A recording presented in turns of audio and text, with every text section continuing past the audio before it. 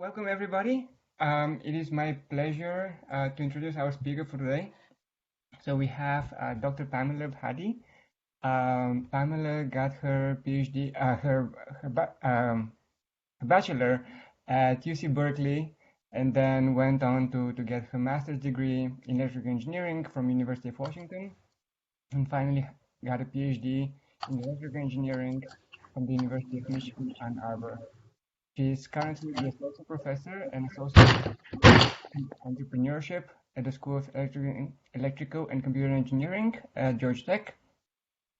And her research is dedicated to overcoming sensory loss in human hearing through focused neurostimulation and novel implantable sensors. I was chatting with Pamela and I was telling her how this hits home because I'm realizing my hearing is already lacking the high hertz levels. So I'm really looking forward to learning more and also learning about all of the work that you're doing on, creating new devices that treat that. So without further ado, the floor is yours. Really looking forward to your talk. Sure, thanks, Dubby. That was a great introduction, and I hope that you all learned something today about yourself and different ways that we can access the auditory system. I'm just going to go ahead and share my slides here. Hopefully, you'll feel comfortable asking questions, and I know Dobby's an expert at fielding questions, so feel free to interrupt. So I kind of go between different worlds. I'm totally interested in translational engineering. So however we can make an impact to the human body is where I find the most interest. And I, work at Georgia Tech and Emory. And I'm gonna just jump right in because Dobie set it up so well. Is that hearing loss is a significant problem in the United States. Let's just, talk about us to begin with. 10% of adults have some form, and 4% is severe to profound. And we'll identify what severe to profound means. The incidence in children is, 14 in 10,000. And if you can think about children hearing loss and being in school and trying to hit their developmental milestones, that is definitely something that we would like to help with. Globally, so the reason why I started with the US is because I think in some ways we're a privileged nation. Globally, 18% of the world's population has some form, and 500 million people have disabling hearing loss. So what are our options? Sign language, that doesn't try to augment the loss, but there is a deaf culture. Some of you may know individuals who are deaf. And the desire is not to intervene in the hearing loss, but to use sign language as a form of communication. So if we move, to augmentation, a hearing aid, which is a very sophisticated device that amplifies sound and presents it to the ear. A bone conduction implant, which again, it's minimally invasive, but it does take acoustic energy and present it to the auditory system, and a cochlear implant, which is the most invasive in the peripheral auditory system. And my research focuses on cochlear implants, so that will be the focus of the discussion today. I have this X-ray that I always like to show. It's a pediatric patient. And you can see, maybe you can follow the cursor, but it's probably really obvious to you where the hearing aid is. So when someone is experiencing hearing loss, the first step is to fit the individual with a hearing aid, because if we don't want to have to implant someone if that's not necessary. And if you can see on the opposing ear in this X-ray, that's the implanted receiver stimulator. Now, if you see the nice illustration, it makes it look really clean and pretty. However, this is an invasive device that then goes all the way. It's implanted into the temporal bone here. And when I was first starting my PhD research, I thought, oh, this is so exciting. I want to go to a surgery, because I was at Michigan where we had a medical school. And I actually had to leave. Because once they started scraping the bone, I started getting super nervous. So that probably tells you why I'm an engineer and not a doctor. So let's talk about normal hearing. This may be very, very, you may know this already, but let's just think about, how do we hear? How do we collect that information that's in our environment that allows us to communicate? And so hearing, that just relies upon pressure waves that are traveling through the air, and because air has stuff in it, we can conduct that energy. So these are nice, waves that are concentric and easily mapped and understood. And if we think about how we hear, we have the outer ear, which is designed to collect sound from different directions and present that through the ear canal here. And that comes in through this acoustic chamber through the tympanic membrane here. And this is all air. So the tympanic membrane presents that information, those pressure waves, to the middle ear, which is composed of the smallest and strongest bones within your body. It's a three bone chain. And the middle ear is a fascinating structure. I won't go into the details, but imagine this structure that gives you 20 dB of gain. So that's a logarithmic scale to present that information to the inner ear, which is the cochlea. The cochlea is a fluid-filled chamber of incompressible fluid. And so now we've gone from air to fluid. So again, very interesting structure here. So if you can fix your eyes on this blue structure here, that's just a wedge taken out of the cochlea. And the yellow, those of you who are in neuroscience, characteristic nerve color here. So I want to talk a little bit more about normal hearing. So what really occurs, where does this acoustic, mechanical energy get translated into electrical energy? And that's at the organ of Corti. So I took a wedge out of the cochlea and redrew it. So we have this amazing membrane called the basilar membrane. So we're cutting the cochlea into actually 3 chambers, but here's the lower chamber, the scala tympani, and on top of that is a basilar membrane fitted with hair cells. So really where the rubber hits the road are these hair cells. We have a row of inner hair cells, which conducts information to the brain. So that's the afferent structure. And we have outer hair cells, which actually are innervated from the brain. So these are the efferent structures. And we can we can tune how we hear with these efferent structures. On top of the hair cells are these really nice stereocilia. And so these structures, I'm going to talk a little bit more about them. So we have the basilar membrane, which sits on top of a chamber, which is filled with fluid. And if you imagine, we're pressing on that chamber. So the fluid is moving up and down. As that fluid moves up and down, these hair cells, they get pushed up and down.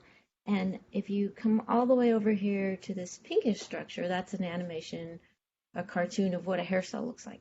So sitting on top of the hair cell are these, these kind of cilium. So those of you who have taken some courses in the area can think about ion-gated channels, mechanical channels. So think of this structure. It's moving up and down. As it moves up and down, something sitting on top of it is bending. And so as that bending occurs, we have ions flowing into the hair cell, which causes the depolarization to occur. And to make a long story short, that depolarization allows neurotransmitters to be conducted to afferent nerve fibers, which then carry that information to the brain.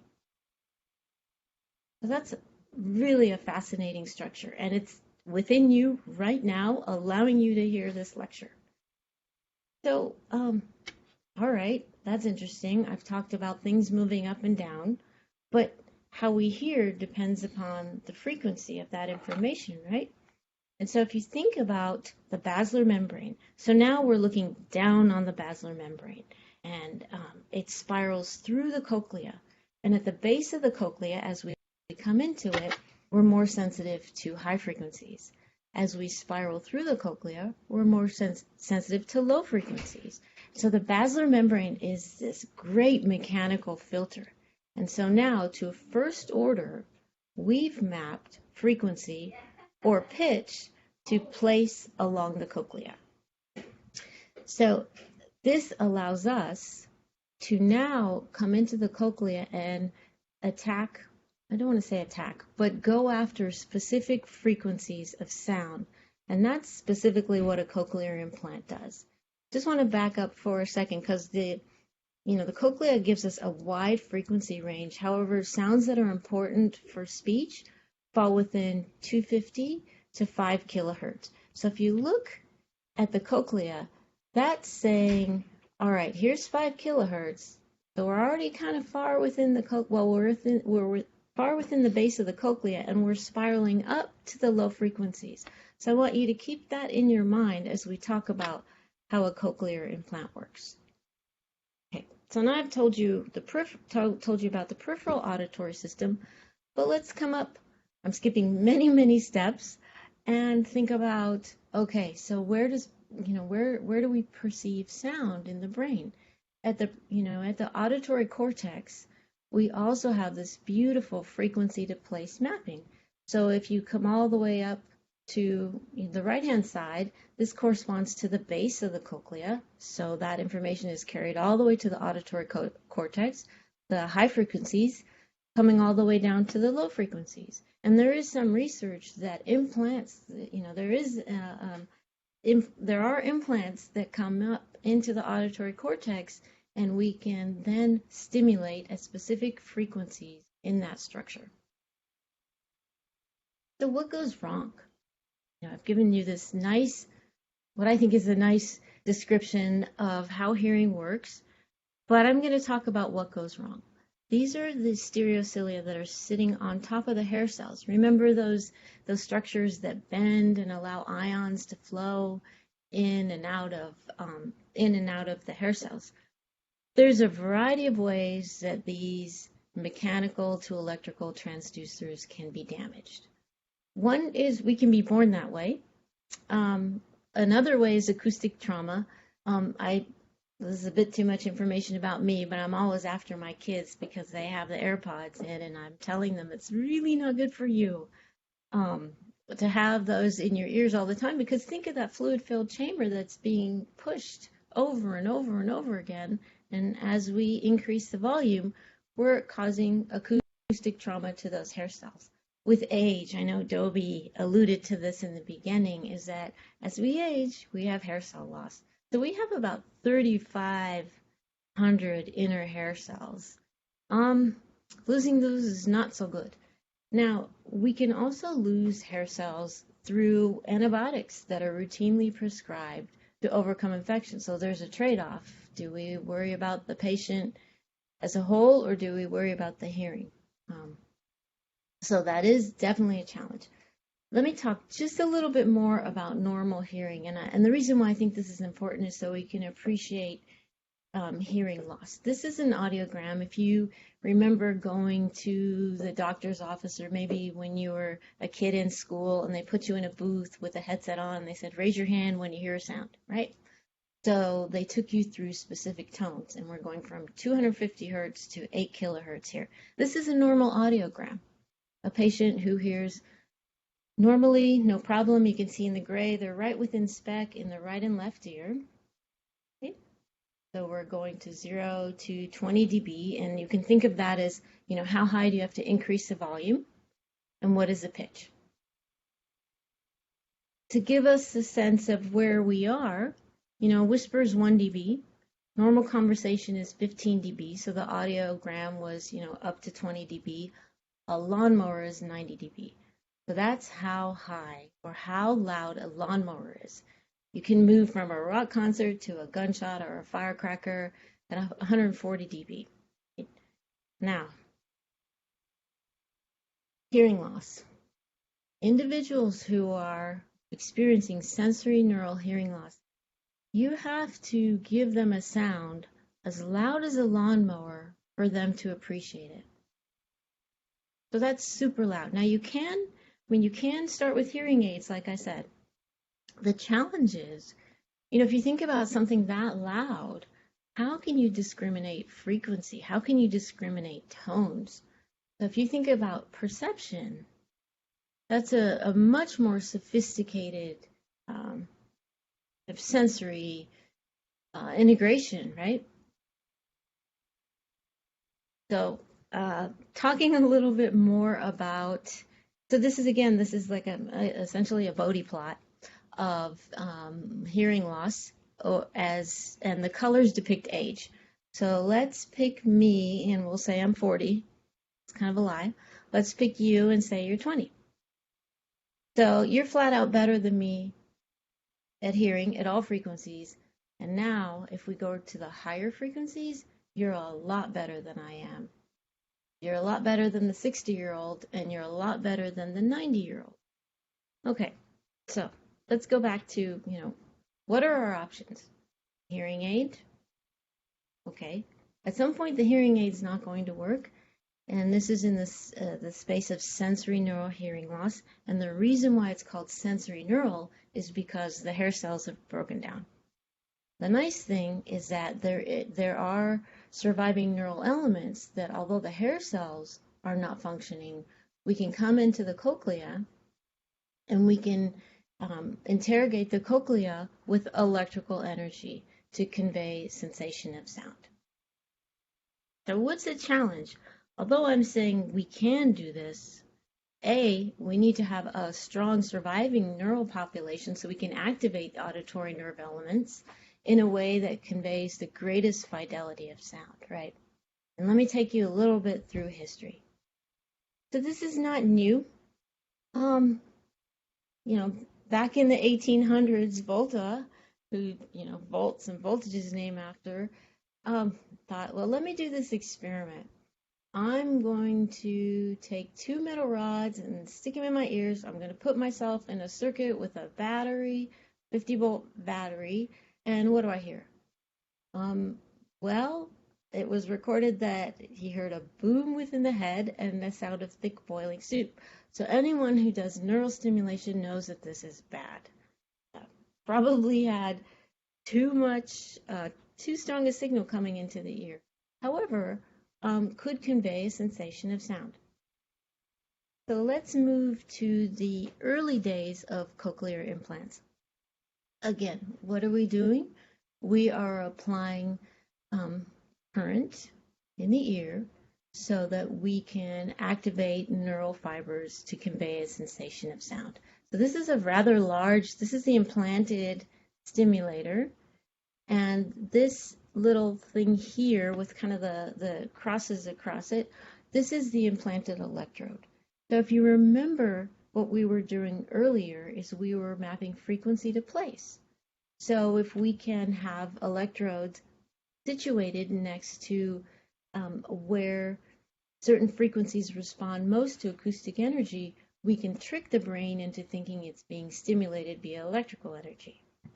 So let's come up to state of the art. So stepping through a cochlear prosthesis, a cochlear implant, number one is the microphone. Existing devices today have more than one microphone, so we can try to give you directional information, right? It's actually very challenging to give you directional information in one ear.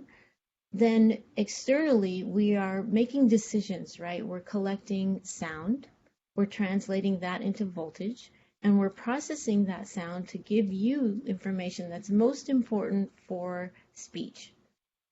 We can then present that internally through an external kind of, well, it's a magnet that aligns an internal coil. So we'll step over to 5 here, where we have an implanted receiver stimulator. So now we're in the body, and we're transmitting energy, I think at about 5 megahertz. So we're coming in transmitting energy. So we have to have power that we transmit internally.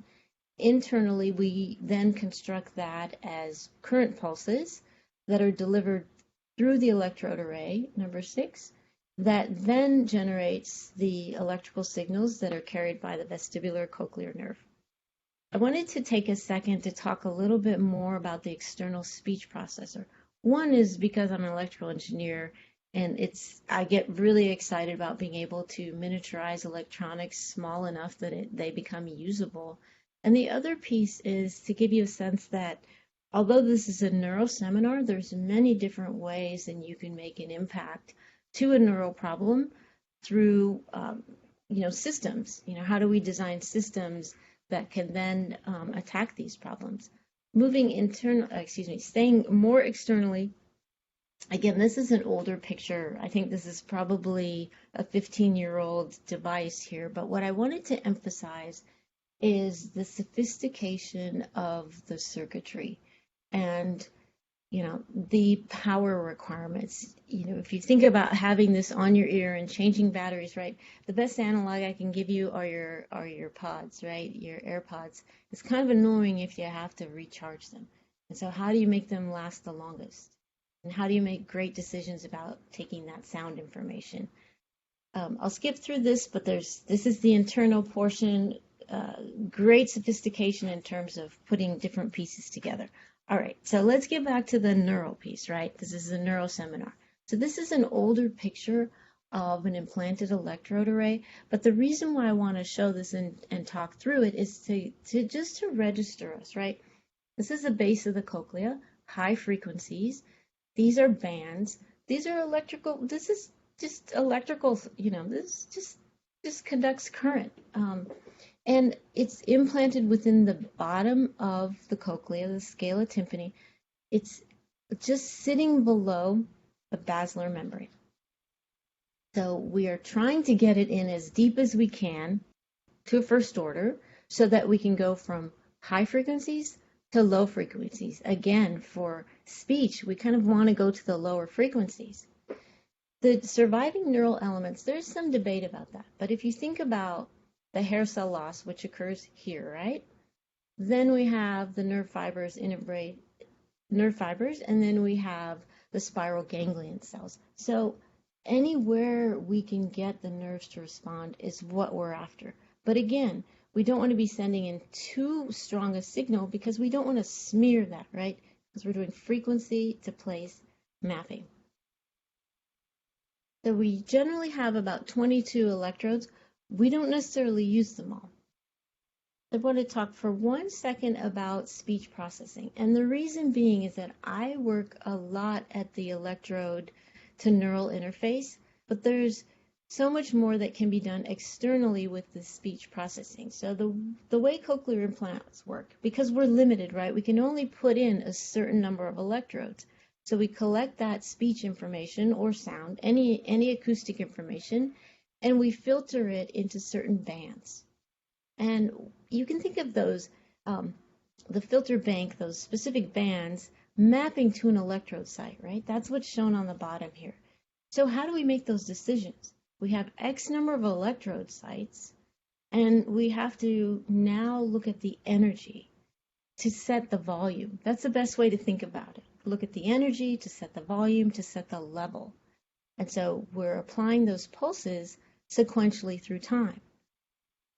Hopefully you've caught me a little bit. Like, well, why are you applying these sequentially through time when I'm hearing multiple frequencies at once? Turns out that if we can do that fast enough, that's the way humans prefer to get that acoustic input. So now I'm going to talk a little bit more about, what I call novel, right? Every professor has to call their work novel in some way. And my lab started working on this. Actually, I started working on this in my PhD is, okay, so I just told you that there's only 22 electrode sites. Well, that's a pretty big frequency range that we have to hit with 22 electrodes. And so we thought about, well, why don't we use the same technology that we use to develop integrated circuits to make tiny, tiny electrodes? So the hypothesis is, so it's a hypothesis, is that if we have more electrodes, we can be more specific as to how we apply current or charge to depolarize nerve fibers, so we can resolve frequency better, Also, if you think about hair cell loss and aging, well, we're going to have a much more sporadic population that we need to then go after. And we can also play games with using multiple sites, the current shape, and current steer. So it's a hypothesis. And so I wanted to talk more about, well, how do you make these devices and what do they look like? So we were doing thin film arrays. And so I wanted to just pause for a moment here and set this up a little bit better. I forgot to explain that the way these electrodes are made, they're made by hand. So you lay wire inside a mold and you can only put so much wire in there. So we thought we can't just add more wire to add more electrodes because the cochlea is actually very small. The largest dimension of a cochlea is a millimeter. So we went after thin film technology because we can make much smaller structures. So let me show you what those look like. Let me step through this here because there's a lot to take in. If you start at the bottom, that mimics a cochlear implant electrode. So it's called an insertion electrode. People don't really use them, but what you can do is put it inside the cochlea and see, what the blockage is. That's kind of not the smartest thing to do because you can take a CT image and see what the cochlea looks like. So this is surgical planning, right? So these are made, and we said, all right, let's figure out a way to put our thin film electrodes on an insertion electrode because thin films are very hard to manipulate and put inside to the cochlea, whereas these devices, these have been optimized mechanically to fit within the cochlea. So let's not fight that battle. The next step up here is this insertion test device. It looks like a cochlear implant, but it's non-functional, meaning that there's metal within it, there are electrodes, but it's non-functional, but better mimics the mechanical structure. This is a stopper if you look way over on the left. And that tells you how far you've gone in the cochlea. So you can count sites and you can see where the stopper is. So our idea was, can we mate a thin film array on top of one of these insertion test devices to test how well these smaller contacts work? I wanted to show the difference in size. So this is on top it's a thin film device. So this was made on silicon actually, and silicon's pretty brittle. So we moved to polyimide, which think of it as silicone. Just think of really flexible stuff. But our surface area, is orders of magnitude smaller than a conventional device. So this device on the bottom, the first one I showed you was fully banded. That's an older device, but this is half banded. So this is how a cochlear implant looks today. These electrodes are much bigger, so they have a much greater surface area, but again, there are fewer electrodes that you can put within the cochlea. So we were able to take the insertion test device and mate a thin film array on it. Not really successfully. So this is a set of insertion trials that were done with ENT residents and an ENT surgeon. The white here is, so we inserted them, this is in human cadaver bone. We inserted them and then we took cross sections to see what the insertion looked like. The white is the cochlear implant, like a typical cochlear implant, the silicone. And you can see the shiny part here. This is the delamination of our thin film. It actually delaminated and went into other structures. So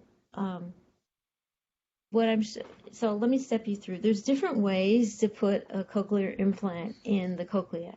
You can either come in through the round window, which is, is kind of an easier way to come in, or you can make a hole, a cochleostomy, and come into the cochlea.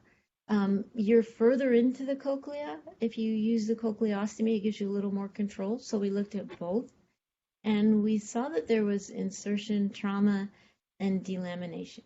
Insertion trauma, it's you don't want that to happen, because if you think about the surviving neural elements, you want to be as minimally invasive as possible coming into these structures. So it wasn't really the best, unfortunately it was disappointing. So we went back to the drawing board and we said, all right, well, what are we trying to show? We're trying to show that we can come in with a thin film device, we can come into the cochlea, and we can get a response. First order. Second order is we're after showing that these types of devices with more electrode contacts can be more specific. They can have a more restricted set of neural population being activated. We found that since we couldn't mate the two, why not just make our device stronger? So thin films, they're made in a very specific way. It's basically a sandwich of stacked structures. So what we said, okay, well, let's just take the glue that we use to mate the thin film array to the insertion test device and make a stronger structure. So what I'm showing here is on the bottom, let's work from the bottom up. We added the glue to the back of the thin film array. It's a much shorter structure than a normal cochlear implant, only the tips. So, we're just going into probably the first third of the base with the thin film device with the sites here. And we tested it out, and this models the bottom structure, the scala tympani. So we went in and out to make sure that we're not going to go in a cadaver or a feline model and have delamination. We did eventually do these studies in a feline model. We only had one delamination. We went through the round window, and only one facial nerve stimulation. And what that says is that we were implanted in the wrong space, or that the current was so high that it activated part of the facial nerve. So I did these in collaboration, of course. We don't do these in my lab here at Georgia Tech. I wanted to step through, okay, so what are we trying to do? How do we do these tests? So I must apologize, a feline model, don't really like doing this. But as a system, if we take the auditory system and we turn it into a block diagram, we're putting an input in the peripheral auditory system, and we are measuring an output at the auditory brainstem. Or, in our case, we can measure some of this externally using an ABR, an auditory brainstem response. So in normal situation, we have an acoustic input that gets translated through the peripheral auditory system, through the hair cells, through the cochlear nerve, all the way up to the auditory brainstem. The inferior colliculus is an important structure because you can also record there. And some of our earlier work, we did record in the inferior colliculus. Now, to do these experiments, we have to remove the acoustic response. So we effectively have to kill off the hair cells. Same drugs that can kill hair cells in us, we applied them in the animal model, and we apply and check. So we cause the hair cells to become damaged, and then we apply acoustic input. So a series of acoustic clicks. And when we stop getting a response to the acoustic input, we know that we've damaged the hair cells. So we then come in and we apply an electrical input. I don't know those of you who have done electrical stimulation, but we apply a biphasic response. It's generally, not above a milliamp in current for the ear, and it's really important that we charge balance, meaning The amount of charge we put in, we take out. So we do really kind of most benign reactions that we can at the electrode electrolyte interface with our electrode material. So that's critical in terms of, if we think, there's two really important reasons. One is just the most basic reason. You don't want to apply so much current that you're damaging the residual hearing, right? Because we have to have the neural population that can conduct that signal. And the other is, if you think about frequency to place, if you're applying such a strong signal, then you can't really resolve frequency well. You're smearing across a frequency range, or the cochlea is a spiral structure, right? So you can have cross-turn stimulation. So there's a lot of kind of parameters that you're playing with at the same time in order to optimize electrical input. So what we did find, so we were successful using electrical stimulation with thin films inside the feline model. This is electrically evoked auditory brainstem response. So it's measured on the scalp externally. What we're looking for here are two things. This is a characteristic response. The first part is the stimulation artifact. And what that means is we're measuring our stimulation, right? We put in a charge balance pulse here, and we see that in our recording circuitry, right? So we're not, we do want to record we do want to know that we get an artifact, but that's not where our information is. We're looking at these series of potentials, right? We're looking at these potentials, and these actually have numbers or labels, and they map out how the signal is transmitted through the auditory system. And, if you go in for a hearing assessment, they actually, they can look at this response in you as well. The other thing that's really important to us is not just looking at the response, but how much current are we putting in? Again, we want to, if we're trying to make a device that replaces a cochlear implant, or at least, is some kind of supplement to a cochlear implant, we don't want to be putting in more current. So what was really important to us is to look at the current levels. So if you're going above a milliamp, that's a problem, because most cochlear implants are, about 500 microamps to maybe a milliamp, and it depends on your hearing, how well you're responding. So we're happy to see that we were at 100 microamps. And what that means is, how did we do these tests? We're putting in pulses, we're changing the level of those pulses, the current level, and we're looking at threshold. And threshold can be defined differently, but it's sort of like, 50% of the time we get a response, right? That's threshold. So we're spanning electrode sites, and we're spanning level. So we're trying to look at what is the response over those sites and levels. So to a first order, we were happy that we saw a response. A really important thing about cochlear implants, and let me step you through this because this is really important, is how close we are to the central structure. Because that is where the survival spiral ganglion cells are that respond. So this is a CT image. I just have a slice here where we looked, we implanted and we took the cochlea to look at where the implant is sitting. The closer you are, so this is the base of the cochlea. Our electrodes are 250 microns apart, and we measured 124 microns from the central structure.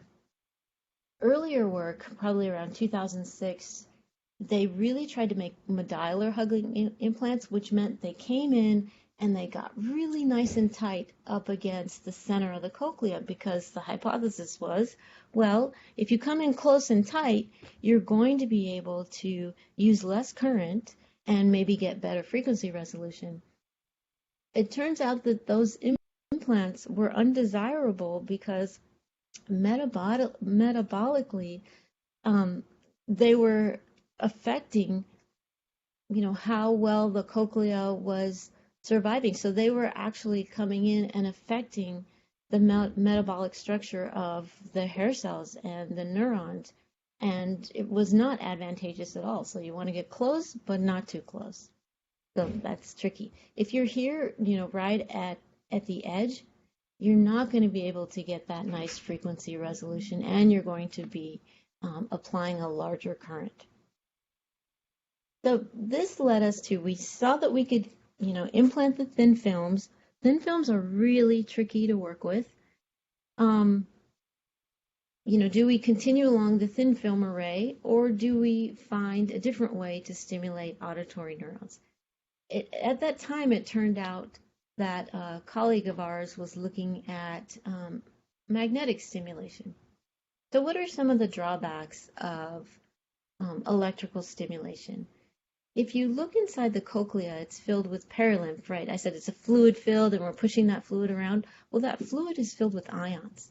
And so different than cortical stimulation where you're coming right in, the cochlea, you have to mess around with these ions. The ions help you because the idea is you want to depolarize nerve fibers. And so how do you, conduct that current?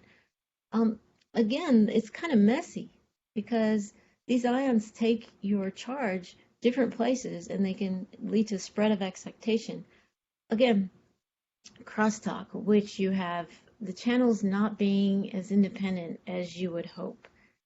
Lastly, if we think about implanting children, and it is advised, it's a personal choice, but it is advised to implant children as young as a year old, so that they can get the benefit of having their auditory system build in such a way that they're getting acoustic input. The body looks at the cochlear implant and it is a foreign object. And fibrous encapsulation can occur. So if you think of that fiber sitting on top of the implant structure, that is going to affect your charge being output, as well as pulsatile stimulation does over time lead to metal loss. So you're making nice, irreversible reactions at the electrode-electrolyte interface, but they've done studies with patients who have had implants over time, and they found metal in different parts of, near the implant, but there is metal loss. So we thought about, all right, well, what about micromagnetic stimulation? Let's give this a try. This is an indirect method of activating neuron fibers. So you can set up magnetic fields that then induce electric fields which stimulate auditory nerve fibers. So we said, let's give it a go. And we took an inductor and we encapsulated that in silicone, put it right at the base of the cochlea, a very small surface mount inductor, and we were able to apply magnetic stimulation and electrical stimulation and see a response. Okay. So externally, we could see a response from the magnetic stimulation. So we were very, very excited by this. The trick with magnetic stimulation is that you have to pulse a lot of current really fast. The difference between magnetic and electric, one is that because it's not direct, so you're inducing fields, you're not exchanging charge at the tissue interface. It's fine if your electrode gets encapsulated because you think of a signal attenuation versus signal being sort of blocked by a structure. They believe, and there's still a lot of work to be done, but how are we depolarizing nerve fibers? How are we activating, how are we sending these currents? How are these axial currents flowing through the nerve fiber?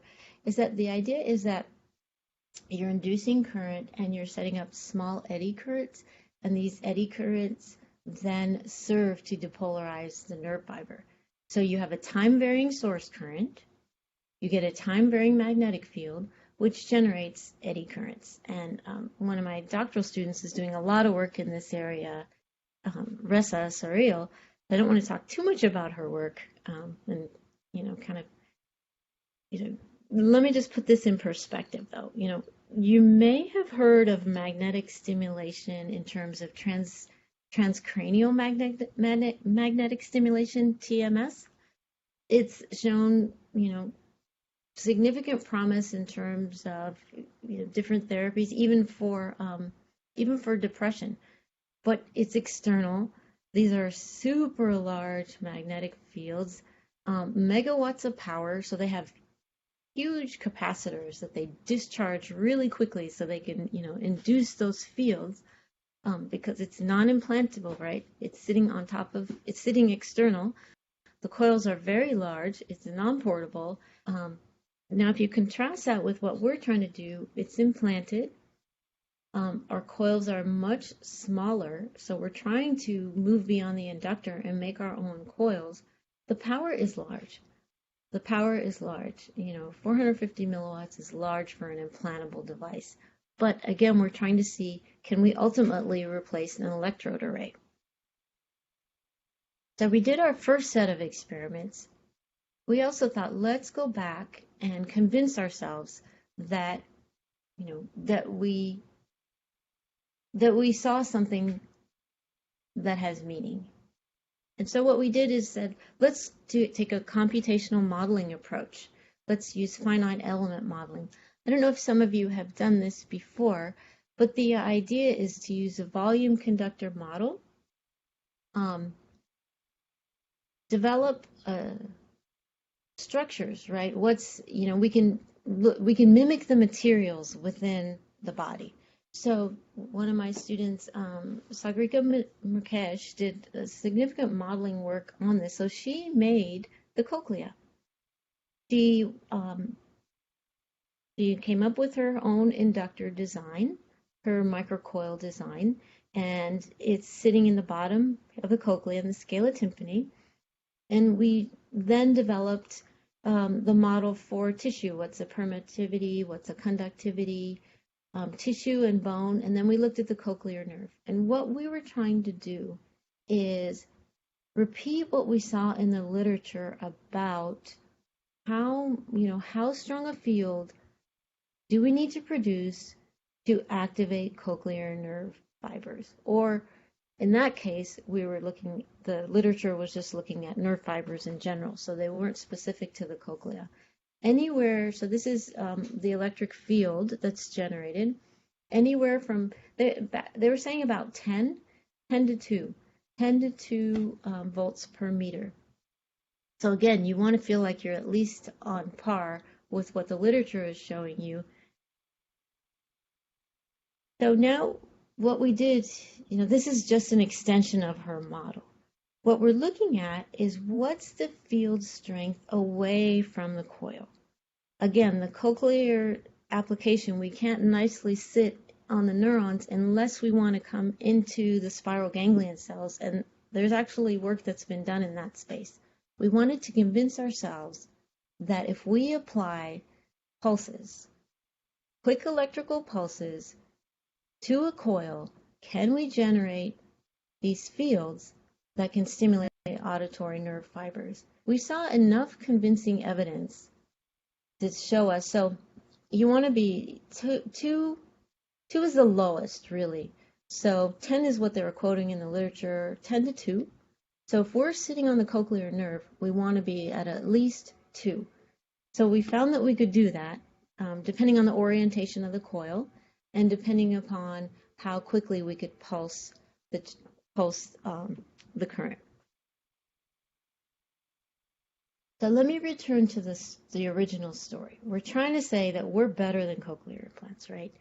And if you have a cochlear implant, what you really care about is the resolution. Otherwise, why should we come in and change what's already having, they've been doing this for decades now. What we showed through our modeling, and I won't talk too much about the activating function other than, what we're looking at is a way to compare electrical to magnetic stimulation. If you get nothing else, The magnetic stimulation is less blurry than the electrical stimulation, so you can better restrict the focus. You can better, think of it this way. You can hit a smaller population of neurons with your stimulation. Nice, but caveats, right? It takes a lot of energy to do this. So we had enough evidence to say, all right, let's at least try to make these. How can we make these microcoils? I'll just step through a couple slides here. I'm almost done. So I didn't think it's a good idea to try to reproduce the mechanical structure of a cochlear implant because they've perfected that electrode array, and I saw that we can't really do that. So I said, let's just ride on top of them. How can we, can we use any kind of printing methods, right? Can we just make our microcoils on top of a cochlear structure and see what they do? So these are too big, but the first set of devices we did is we used industrial inkjet printing. So the same way, your inkjet printer, you can just buy conductive ink, load it up, and print. Okay, so that gave us some insight. The next is aerosol jet printing. So they use these in aeronautical applications a lot. You can make very, very small traces. Again, cochlea is incredibly small, very small traces, and we made our own microcoils. The challenge is interconnecting with those microcoils. Now, this is a really pretty picture, but it's very hard to make traces that don't smear and that can actually carry the amount of current that's needed to generate the fields necessary to activate the cochlea. So this is very much a work in progress, very exciting, but the story is yet to be told. And again, my students are working on this. Just in the interest of time, I wanted to jump ahead to acknowledging the National Science Foundation and the National Institutes of Health, which have funded this work. Wonderful collaborators, both at Emory, University of Alabama, Augusta, and our in-kind contributions for cochlear implant manufacturers. So they've been very generous in supporting our work, giving us structures, arrays to work with, coils to work with. Let's go ahead and step onto this slide here. And I really wanted to acknowledge all the students and all the trainees in the lab who have done so much work over time to realize the different types of way to activate auditory neurons. And I want to say that we've also had students work in our lab who have had cochlear, still have cochlear implants or hearing aids, and it was so important to them to collaborate on this work. I'm going to go ahead and stop sharing because I want to make sure that we can ask questions if that's appropriate at this time. Hopefully that wasn't too abrupt. Absolutely. Thank you so much. Here's some applause from on behalf of everybody. Thanks. Okay, so we do have 5-6 minutes for questions. So if you have any questions, please unmute and ask them. Or if you prefer to put them in the chat, go ahead and do that.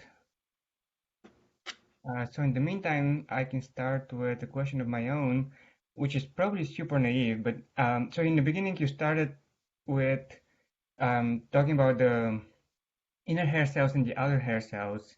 Mm-hmm. And I'm wondering, these devices, they pretty much just try to do the work of the inner hair cells, but the outer hair cells probably don't work in these patients, and there's no modulation. Is that what is happening, or? So I don't think it's as selective as the inner working and the outer not working, because I think that the stereocilia get attacked like altogether. And this is more recent. Maybe it's just me knowing more about it more recently, but the outer hair cells, they're called the cochlear amplifier. And I wish we were in a lecture hall because I have this really cool video that shows that you can activate these outer hair cells to then modulate our sensitivity to hearing. So I'm not really answering your question other than all of this gets messed up non-preferentially in terms of hair cell loss and damage. That's my understanding. Yeah.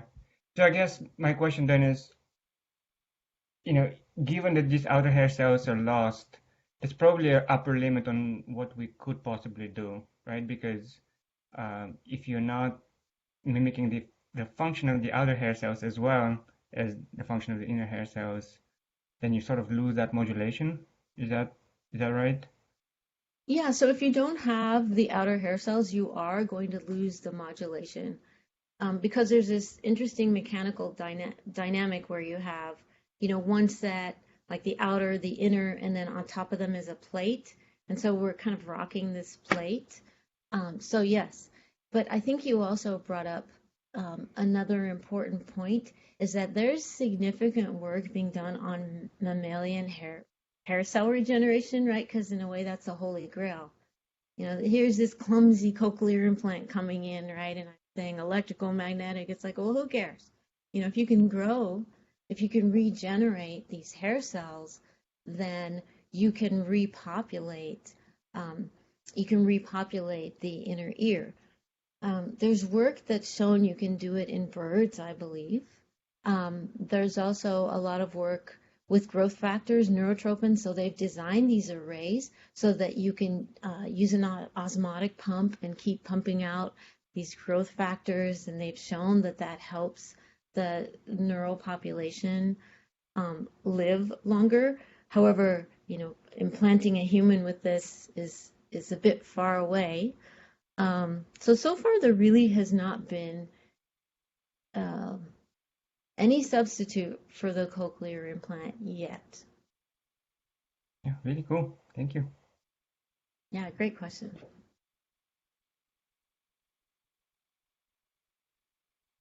All right, other questions?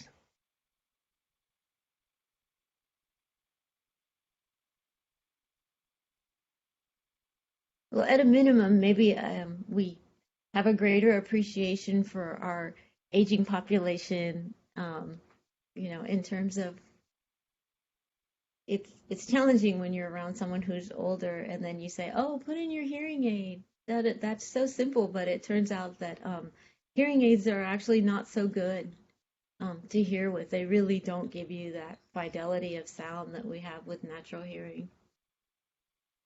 Yeah, I think that's a great thing to keep in mind. All right, well, thank you so much. That was really interesting. That's such a wonderful work, and it looks super promising. So best of luck to you, and thank you again. Thanks. I enjoyed being here. So we'll look forward to more seminars. Appreciate it. Absolutely. All right. Bye, everybody. Bye.